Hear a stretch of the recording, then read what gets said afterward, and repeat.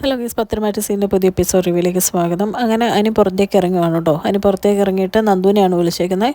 നന്ദുവിനെ വെയിറ്റ് ചെയ്താണ് അനി നിൽക്കുന്നത് കേട്ടോ. ആ സമയത്ത് നയനെ ഫോളോ ചെയ്ത് ചെല്ലുന്നുണ്ട്. ഫോളോ ചെയ്ത് ചെല്ലുന്ന നയന ഏത് പെങ്കൊച്ചിനെ കാണാൻ അനി വന്നേക്കുന്നത് നിങ്ങനെ നോക്കി നിൽക്കുകയാണ് കേട്ടോ. ആ സമയത്ത് അനി കുറേ നേരമായിട്ട് നന്ദുവിനെ കാണാഞ്ഞിട്ട് ഫോൺ എടുത്ത് വിളിക്കുവാണ്. എന്നിട്ട് ചോദിക്കുന്നുണ്ട്, നീ ഇത് എവിടെയാണ്, എന്താ വരാൻ ലേറ്റ് ആവുന്നത് നിൽക്കുമ്പോൾ ഇപ്പം വരുക, വെയിറ്റ് ചെയ്യുമെന്ന് പറയുകയാണ് കേട്ടോ നന്ദു. അത് കഴിഞ്ഞ് കാണിക്കുന്നത് നമ്മുടെ അനാമികേനെയാണ്. അനാമികയും ഫ്രണ്ട്സും കൂടെ ആ സൈഡിലോട്ട് ആ ബീച്ചിൻ്റെ ആ സൈഡിൽ കൂടി ഇങ്ങനെ വരുവാണ്. അപ്പോൾ ചോദിക്കും, ഇത് നീ കെട്ടാൻ പോകുന്ന ആളല്ലേ നിൽക്കുന്നതെന്ന് ചോദിക്കുമ്പോഴേക്കും അനാമിക്ക് ഭയങ്കര സന്തോഷമാണ്. എന്താ നീ ഇവിടെ എന്ന് ചോദിച്ചുകൊണ്ട് അനിയുടെ അടുത്തേക്ക് വരുവാണ് കേട്ടോ. എനിക്കാണെങ്കിൽ പെട്ടെന്ന് അനാമികയെ കണ്ടപ്പോൾ ആകെ ഡെസ്പാവുകയാണ്. കഴിയുമ്പോൾ ഫ്രണ്ട്സിനെയൊക്കെ പരിചയപ്പെടാമെന്ന് പറയുമ്പോൾ എനിക്ക് വലിയ താല്പര്യമില്ലാത്ത പോലെ ഉണ്ടോ. അപ്പോൾ അവർ പറയും, നിങ്ങളുടെ ഇടയിൽ കട്ടുറുമ്പാവുന്നില്ല, ഞങ്ങൾ പോവാമെന്നും പറഞ്ഞ് അവരങ്ങ് പോകുമ്പോഴത്തേക്കും അതിന് പറയുന്നുണ്ട്, എനിക്ക് ഈ പെൺപിള്ളേരോടൊന്നും സംസാരിക്കാൻ വലിയ താല്പര്യമില്ല എന്നൊക്കെ പറയുകയാണ്. ആ സമയത്ത് നന്ദു അങ്ങ് വരുന്നുണ്ട് കേട്ടോ. ഇത് കാണുന്ന നന്ദുവിന് ആ കൂടെ വിഷമമായിട്ട് നന്ദു തിരിച്ചു പോവാണ്. നയനയാണേലും തിരിച്ചു പോവാണ് കേട്ടോ. അനാമികയാണല്ലോ, വേറെ ആരും അല്ലല്ലോ, ഞാൻ ടെൻഷൻ അടിച്ച പോലെ ഒന്നും ഇല്ലല്ലോ എന്ന് പറഞ്ഞ് തിരിച്ചു പോവാണ്. അങ്ങനെ നന്ദുവും പോകുന്നുണ്ട്, നയനയും പോകുന്നുണ്ട്.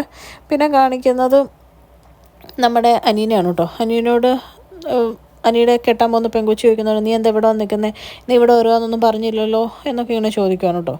അപ്പോൾ അനാമികയുടെ ചോദ്യം കേൾക്കുമ്പം എനിക്ക് ദേഷ്യം വരുന്നു. അനി പറയുന്നുണ്ട്, എനിക്കെന്താ പുറത്തിറങ്ങാൻ പറ്റത്തില്ലേ, ഞാൻ കല്യാണം വിളിക്കാൻ വേണ്ടി വന്നാൽ എൻ്റെ ഒരു ഫ്രണ്ട് വരും എന്നൊക്കെ പറയാം കേട്ടോ. അപ്പോൾ പറയും, ഓക്കെ ഫ്രണ്ട് വന്നില്ലല്ലോ എന്നാൽ നമുക്ക് പോയി ഒരു ജ്യൂസ് കുടിച്ചാലോ എന്നിങ്ങനെ ചോദിക്കും. അപ്പോൾ എനിക്ക് വലിയ താല്പര്യമില്ലാത്ത പോലെ പറയും കേട്ടോ. അപ്പോൾ പറയും, നിനക്ക് താല്പര്യമില്ലെങ്കിൽ നീ പറഞ്ഞേക്ക്, ഞാൻ മുത്തശ്ശനോട് പറയാമെന്ന് പറയും. അപ്പോൾ അനി പറയും, വാ നമുക്ക് പോവാമെന്ന് പറയും.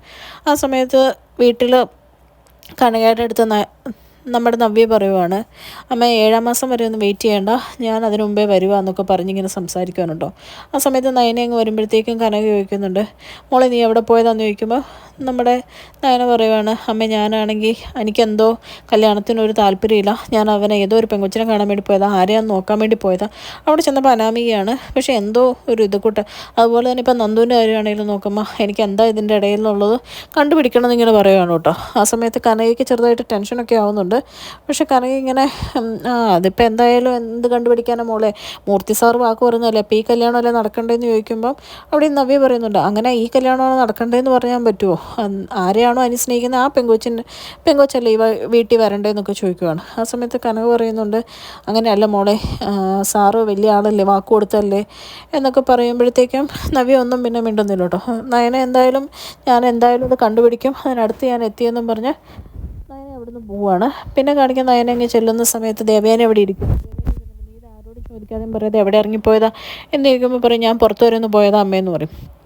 പറയും, നിനക്ക് ഇവിടെ നിൽക്കാൻ താല്പര്യമില്ല, നിൻ്റെ വീട്ടിൽ പോകാൻ താല്പര്യമെങ്കിൽ പൊയ്ക്കോളാൻ പറയുമ്പം നയന പറയുന്നുണ്ട്, അതിന് ആദർശേട്ടനല്ലോ എന്നെ കൂട്ടിക്കൊണ്ട് വന്നേ, ആദർശേട്ടൻ വരുമ്പോൾ എന്നെ തിരിച്ചു കൊണ്ട് വിട്ടേക്കാൻ പറയാം, ഞാൻ അവിടെ എന്തായാലും ഹാപ്പിയാന്ന് പറയും കേട്ടോ.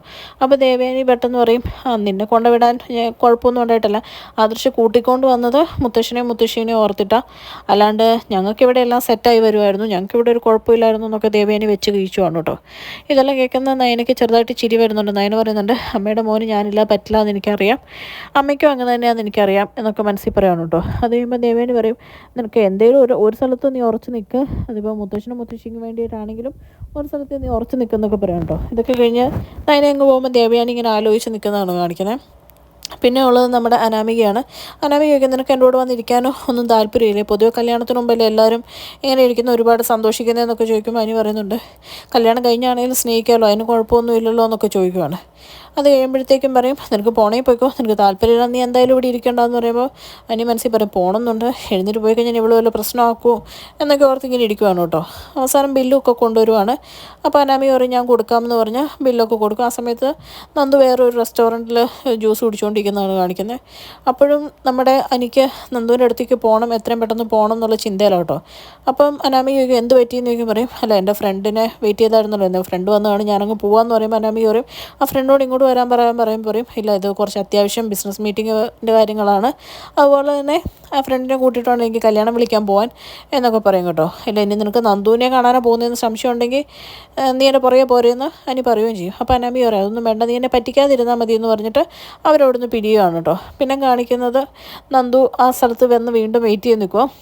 അപ്പോൾ ഇനി അവിടെ വരും, എന്നിട്ട് പറയും പെട്ടെന്ന് യാദൃശികമായിട്ടാണ് അനാമികയും കൂട്ടുകാരും കൂടെ വന്നേ, ഞാൻ പെട്ടുപോയി എന്നൊക്കെ പറയുവാണ് കേട്ടോ. അതേ പറയും, ഞാൻ നിന്നോട് ചോദിച്ച ചോദ്യത്തിൻ്റെ ഉത്തരം എനിക്കിതുവരെ കിട്ടില്ലോ, ഞാൻ എൻ്റെ മനസ്സ് തുറന്നു, എനിക്ക് നിന്നെ ഇഷ്ടമാണെന്ന് പറഞ്ഞു, എനിക്ക് നിൻ്റെ ഭാഗത്തു നിന്നുള്ള റിപ്ലൈ ആണ് വേണ്ടത് നന്ദു എന്നൊക്കെ അനി പറയുവാണ് കേട്ടോ. അപ്പോൾ നന്ദു പറയാണ്, എന്നെ ധർമ്മസങ്കടത്തിലാക്കരുത്, എൻ്റെ 2 ചേച്ചിമാർ അവിടെയാണുള്ളത്, എനിക്ക് ആകെ കൂടെ എന്താ പറയേണ്ടതെന്ന് അറിയത്തില്ല, അന്ന് അനി വന്നിത് പറഞ്ഞു പോയ പിന്നെ എനിക്ക് ഉറങ്ങാൻ പറ്റിയിട്ടില്ല എന്നൊക്കെ പറഞ്ഞ് നന്ദു മാക്സിമം ഒഴിഞ്ഞു മാറാൻ വേണ്ടിയിട്ട് ശ്രമിക്കുന്നുണ്ട് കേട്ടോ. അപ്പം അനിയും പറയുകയാണെങ്കിൽ ഞാനും ഇതുവരെ ഉറങ്ങിയിട്ടില്ല, ഞാൻ എൻ്റെ മനസ്സ് തുറന്നു, ഇഷ്ടപ്പെട്ട പെണ്ണിന് വേണ്ടിയിട്ട് കുറച്ച് റിസ്ക് എടുക്കാൻ വേണ്ടിയിട്ട് ഞാൻ തയ്യാറാണ്.